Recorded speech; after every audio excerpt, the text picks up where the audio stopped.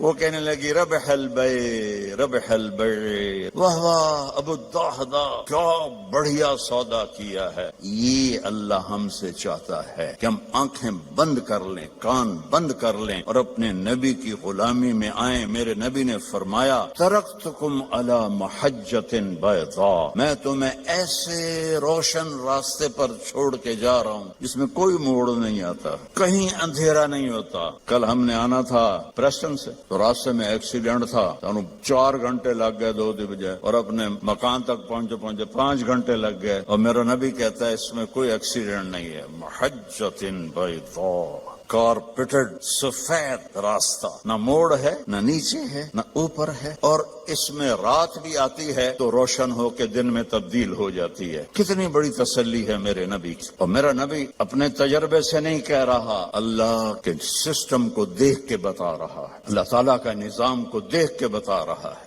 تو آپ نے فرمایا اس پہ آ جاؤ، جہاں مرضی رہو، مدینے رہو برمنگھم رہو، سیدھا اللہ کی رضا لے کے جاؤ۔